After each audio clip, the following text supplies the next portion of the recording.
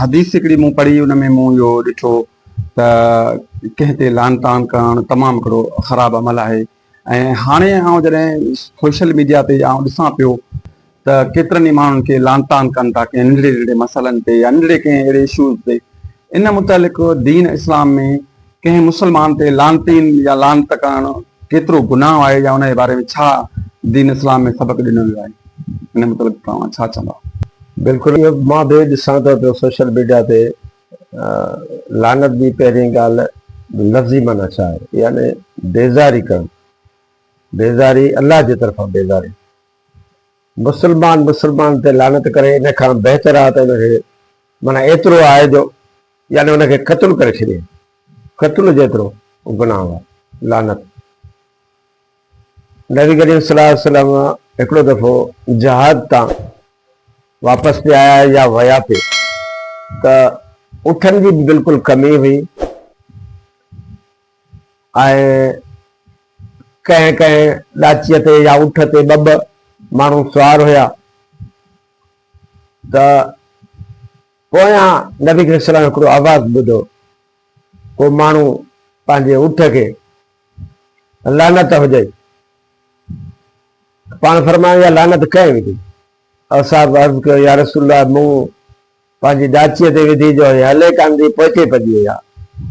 पाण फरमायूं इन डाचीअ खे न असांजे जेको असांजो जेको दंग आहे या असांजी जेको जहाज ते जेको वञणु आहे, इन वग मां डाचीअ खे अलॻि करे फिटी करे छॾियो ऐं उन डाचीअ खे नेकारी ॾिनी वई। त मक़सदु आहे त यानी उहा शइ जंहिं ते अलाह माना अलाह जी तरफ़ां उनजी बेज़ारी हुजे, पाण फरमायो इहा असां सां न हले। त हा, लानत ज़ाहिर आहे, लानत उन माण्हू ते करे सघिजे थी जंहिंजे लाइ माना जहाद लाज़मी हुजे, यानी हुन जो को अहिड़ो अमल हुजे जंहिंसां जहाद जेको आहे सो शरई तौर ते जाइज़ थी वञे, उन ते लानत हणी सघिजे थी। ॿी सूरत में उन ते इहा लानत जाइज़ न आहे। ऐं इहो माण्हू पंहिंजो हिनमहिल ट्रेंड बनाए छॾियो आहे, इहो ट्रेंड आहे त भई जेको जंहिं ते कावड़िजे थो लानत हुजे। त वाकई इहा ॾाढी किरब मूंखे महसूसु थींदी आहे ऐं इख़लाक़ जे दायरे में नथो अचे पियो। इन करे लानत खां ममानियत फरमाई वई आहे हदीस में। ऐं हिकिड़ी जाइ ते क़ुरान पाक में बि नबी करीम सल्लल्लाहु ज़िक्र आहे, नबी करीम सल्लल्लाहु अलैहि वसल्लम जॾहिं कुझु यहूदनि जा काफ़िरनि जा नाला खणी लानत विधी त अलाह से फरमायो त तव्हां कंहिंजा मालिक न आहियो, तव्हां उन्हनि जे लाइ तौबा जी दुआ घुरो या उन्हनि खे अज़ाब जे लाइ दुआ चओ, उन्हनि ते लानत न विझो। यानी एतिरी ममानियत थियल आहे। ऐं पोइ बि असां जेको आहे फेसबुक ते या ईंदे वेंदे पंहिंजे जानवरनि ते या पंहिंजी का गाॾी आहे ऐं उनखे बि असां चई छॾंदा आहियूं, ऐं इहो तमामु बुछड़ो अमल आहे।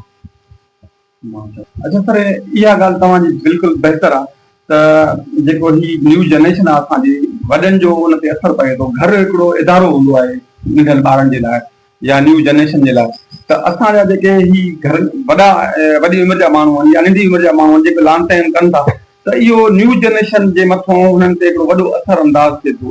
बिल्कुलु, इहा बेबरकताई बि आहे। ऐं जहिड़ी तव्हां पंहिंजी ॿारनि खे जेको तरबियत ॾींदव ॿुधाइण सां न हूंदी आहे, उहा ॾेखारण सां या पंहिंजो जेको माण्हू अमल थो करे पियो उन सां वधीक सिखंदा। जेकॾहिं तव्हां निमाज़ पढ़ो था त उहो निमाज़ी थी वेंदा।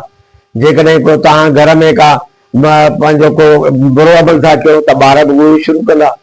त कोशिशि करे माण्हू जेको ॿारनि खे हिन महिल ख़ासि करे जेको मोबाइल फोन जी आज़ादी ॾिनी वई आहे या उनखे थोरो महदूद करण जी कोशिशि कयो, उनखे थोरो उन ते पाण नज़र रखो उन ते, त इहो माहौल पैदा न थिए। ऐं जेको कोई बि ख़राबु अमल ऐं ॿारनि जे साम्हूं जेकॾहिं उहो थींदो त ॿार उनखे अपनाईंदा बिल्कुलु, ऐं इनखे माण्हू परहेज़ करे। बिल्कुलु, वॾी महिरबानी।